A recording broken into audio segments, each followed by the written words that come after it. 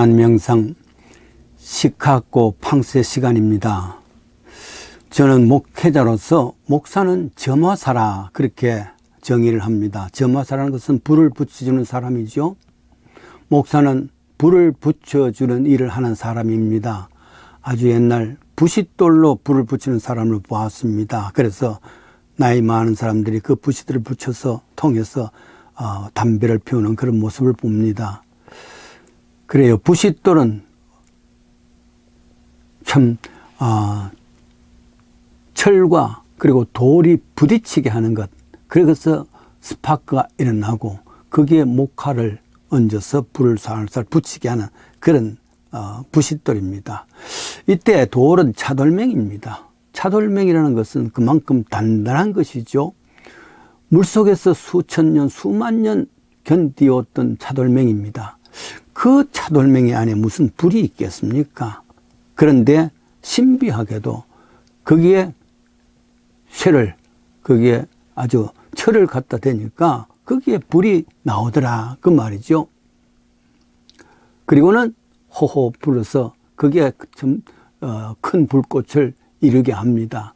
이 작은 불꽃이 큰 불이 되어서 집도 태우고 산도 태우지요. 무서운 화력이 됩니다.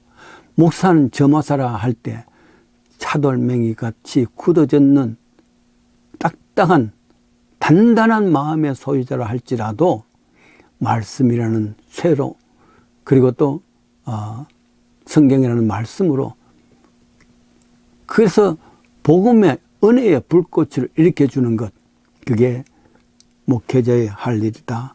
그러면은 이제 그렇게 불꽃을 일으켜주면은 나머지 그 불을 살살 잘 다스려서 큰 불로 만드는 것은 본인의 마음입니다. 본인의 책임이라 그 말이죠.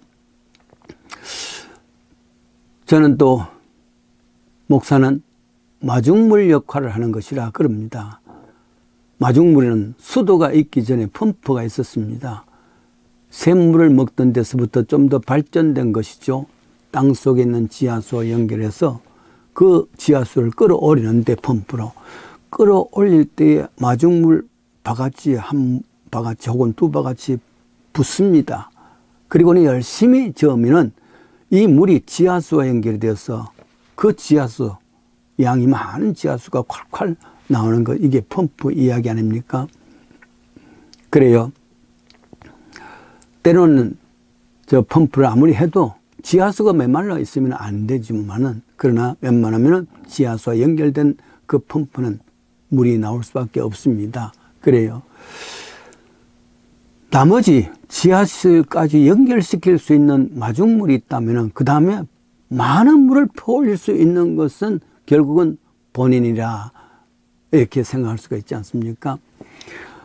목회자가 말씀으로, 설교로, 성경 공부로 마중물이 되어서 교우들에게 저 하나님의 은혜의 물과 연결시켜 놓으면은 그 다음에 열심으로 적게 한 것은 본인이 해야 된다 그런 말입니다. 그런데 교회 일꾼들 한번 보십시오. 일찍부터 교회 생활을 하는데도 전혀 은혜의 불꽃도 은혜의 생명수도 메말라 있는 사람도 봅니다. 대신에 교회에 늦게 왔는데도 불구하고, 늦게 이제 막 출발하는 사람인데도 불구하고 영성이 활활 타고 은혜의 물결이 바닷물처럼 신앙생활하는 사람도 있습니다. 사람들은 그 차이를 목회자에게 돌립니다. 혹은 교회에 돌립니다. 이것은 핑계에 불과합니다. 결국은 본인이 한 것입니다.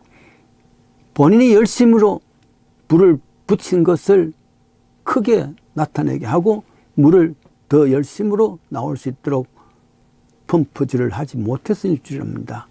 그보다 더 큰 문제는 사실은 우리 같은 목회자가 부싯돌 같은 그 역할을 하면서, 그래서 불을 붙여주는 그런 역할을, 부싯돌을 해야 역할인데 그지를 못했을 때, 그리고 마중물이 되어야 되는데 마중물을 못 되었을 때, 그것이 문제겠지요.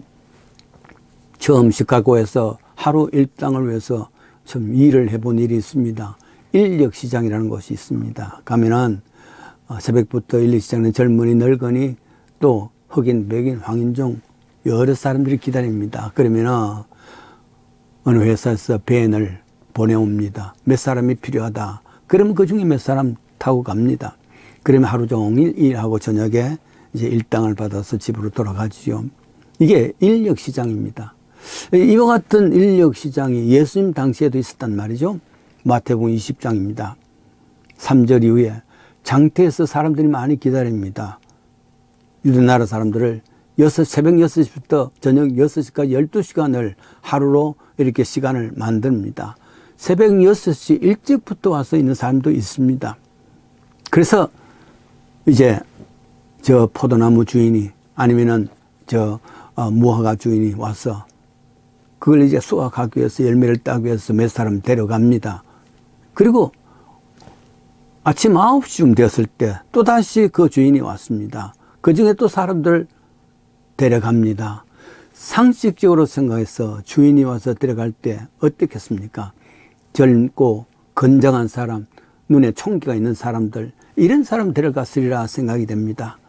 마지막까지 남은 일꾼들, 유학한 사람들, 별 볼 일 없는 사람들 아니겠습니까? 저들은 무슨 생각을 하겠습니까? 오늘 또 공쳤지, 뭐 먹고 살지, 나는 안 돼. 이런 불안감 속에 사는 사람들 아니겠습니까? 세상을 원망하고 자신에 대해서 한탄하고 그리고 또 신세에 대해서 신세 탄첨하면서 단식하면서 그렇게 마지막 이제 집으로 가자 할 사람들입니다. 그런데요, 성경에는 마지막 이때야, 그때가 11시라 표현했는데 아마 지금 우리의 오후 5시쯤 4시 반쯤 되겠죠. 그 마지막 시간에 주인이 또 왔습니다. 너희들 왜 여기 있지? 왜 놀고 있지? 우리를 품꾼으로 사용할 사람이 없어서 그랬습니다. 그래? 그러면 가자. 내가 너희들에게 일당을 줄 테니까 가자. 얼마나 신났겠습니까? 얼마나 감사하겠습니까? 살았다. 그래야만 이제 일당을 받아서 뭐 조금이라도 사갈 수 있지 않습니까? 그런 모습입니다. 뛸 듯이 우리도 살았다. 옛날 한국에서는 큰 역마다 지게꾼들이 있습니다. 기차를 사용해서 도착한 사람들이 큰 짐을 지고 있으면 그걸 가져갈 수 없습니다. 그럴 때에 역 앞에 지키고 있던 지게꾼을 부르면 여보 지게꾼 하면은 좋아서 이제 그 지게를 한 짐 혹은 하루 종일 하면 2-3번 할 수 있습니다. 그 일당을 받는단 말이죠. 그런데 이 짐꾼들을 부르는 사람들도 가만히 사람들을 보고 그 중에 그래도 짐꾼, 능력 있는 짐꾼을 찾을 것 아니겠습니까? 젊고 힘이 있고 이렇게 할 수 있는 사람을 찾을 수 있을 텐데 어떤 경우는 하루 한 번도 이 짐을 못 진 사람도 있을 줄 압니다. 오늘 또 짐꾼 하나는 이제 끝났구나 생각했습니다. 실망도 합니다. 오늘도 공치는 날인구나. 내가 집에 가서 마누라한테 어떤 낯으로 생각해 보세요. 이런 사람일수록 가다가 이제 술집에 들어가서 외상술을 마시고 벌겋게 집에 가서 그런 마음 아니고는 들어갈 수가 없습니다. 괜히 죄 없는 아내와 아이들 못 살게 하지요. 그렇습니다. 그런데 마지막 이제 해가 서선으로 넘어가고 오늘 또 공쳤구나 하고 한탄한 마음으로 되돌아가려고 하는데 멀리서 여보 짐꾼하고 부릅니다. 얼마나 감사할까, 얼마나 놀랐을까. 그래야지 이제 삭을 받으면은 보리쌀 한 대라도 한참 사갖고 그리고 또 갈치 한 마리라도 묶어 가면은 어기양양합니다. 만약 그게 아니면은 얼마나 한탄할까 말이에요. 그런 생각을 해보았습니다.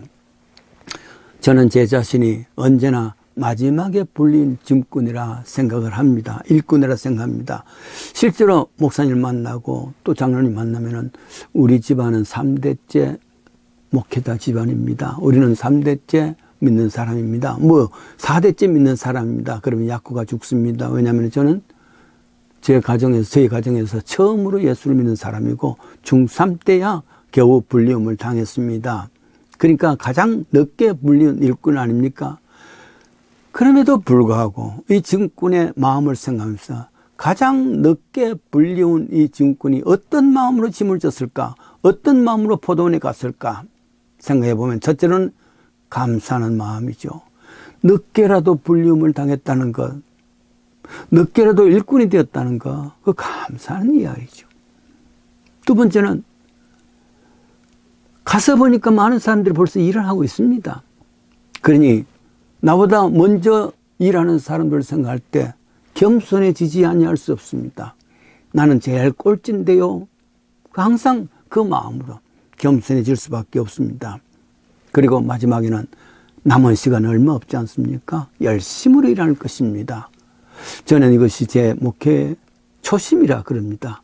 그 초심은 언제나 감사는 가장 늦게 불러주신, 그럼에도 불구하고 불리움을 당했다는 것 감사하고 다른 사람 생각하며 겸손해지고 그리고 더욱더 열심히 일할 수밖에 없습니다.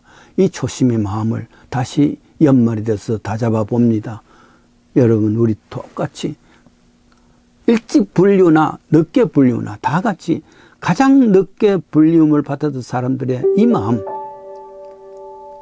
감사와 겸손과 열심을 다해서 주의 일을 잘 감당하는 여러분, 그 저가 되기를 바랍니다.